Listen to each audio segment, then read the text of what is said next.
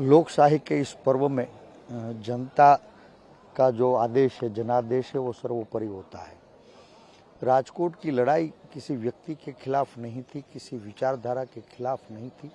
संविधान को बचाने की, संवैधानिक अधिकारों को आगे बढ़ाने की और सत्ता में बैठे लोगों के अहंकार को पिघालने की थी।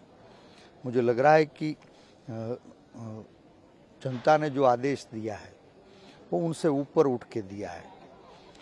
मुझे लग रहा था कि कांग्रेस जीतेगी तो मंदी, महंगाई, बेरोजगारी, अत्याचार, भ्रष्टाचार, इस समस्याओं से बाहर निकलने के लिए लोग जो अपनी दर्द हमारे सामने व्यक्त कर रहे थे, उभर के आएगा। मुझे लग रहा है कि कहीं स्वार्थ और भय की दीवार के बीच लोगों को डराया गया है, धमकाया गया है या तो गुमराह किया गया है। राजकोट भारतीय जनता पार्टी और जनसंघ की पीच रही है। भाजपा की श्रेष्ठ सीट थी और कांग्रेस की सबसे टफेस्ट कॉन्स्टिट्यूंसी। तो एक योद्धा के रूप में लड़ना था, लोगों के आवाज़ बनना था। हमने ईमानदारी से वो कोशिश की है और जनता ने जो आदेश दिया उसको सर पर चढ़ाया है। मैंने पहले भी कहा था कि आज का नतीजा क्या होगा उनसे कोई लेना देना नहीं है, लेकिन भाजपा के शासन में पंचायत से पार्लियामेंट तक उनका शासन होने के बावजूद जन जन की जो समस्या है, उनका आवाज़ बढ़ने की हमारी ये मुहिम, इसको आगे 5 साल हम ले जाएंगे।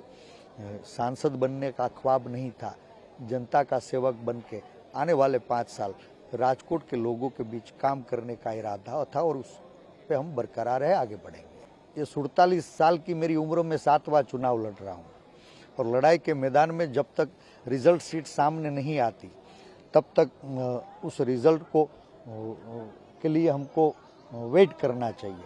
मुझे लग रहा है कि जल्द से जल्द नतीजे सामने आएंगे और जो भी नतीजे होंगे हम उसका सहर्ष स्वीकार करते हैं। चुनाव जीतने में सफल रहे या नहीं रहे, राजकोट के जन जन के हृदय को जीतने में हम जरूर सफल रहे। राजकोट के लोगों ने भारी मात्रा में आशीर्वाद दिया है और राजकोट के जन जन के आशीर्वाद से आने वाले दिनों में हम जन सेवा की हमारी मुहिम को आगे बढ़ाएंगे। लोकशाही के इस पर्व में जनता का जो आदेश है, जनादेश है, वो सर्वोपरि होता है। राजकोट की लड़ाई किसी व्यक्ति के खिलाफ नहीं थी, किसी विचारधारा के खिलाफ नहीं थी। संविधान को बचाने की, संवैधानिक अधिकारों को आगे बढ़ाने की और सत्ता में बैठे लोगों के अहंकार को पिघालने की थी। मुझे लग रहा है कि जनता ने जो आदेश दिया है वो उनसे ऊपर उठ के दिया है।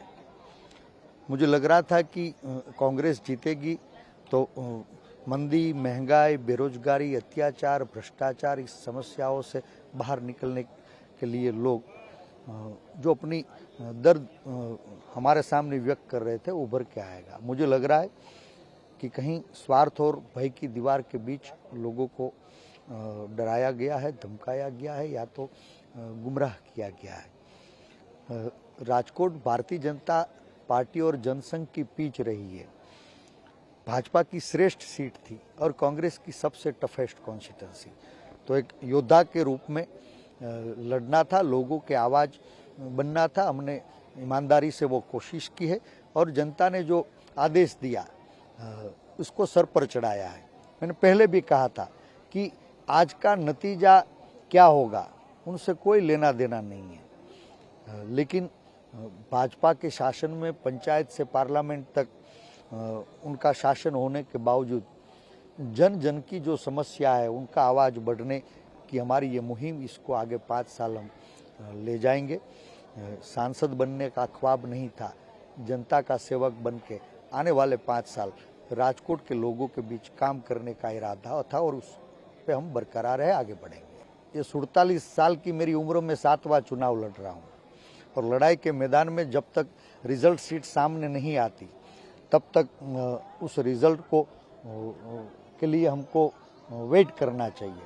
मुझे लग रहा है कि जल्द से जल्द नतीजे सामने आएंगे और जो भी नतीजे होंगे हम उसका सहर्ष स्वीकार करते हैं।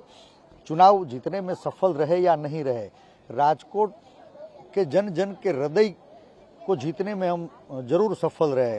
राजकोट के लोगों ने भारी मात्रा में आशीर्वाद दिया है और राजकोट के जन जन के आशीर्वाद से आने वाले दिनों में हम जन सेवा की हमारी मुहिम को आगे बढ़ाएंगे।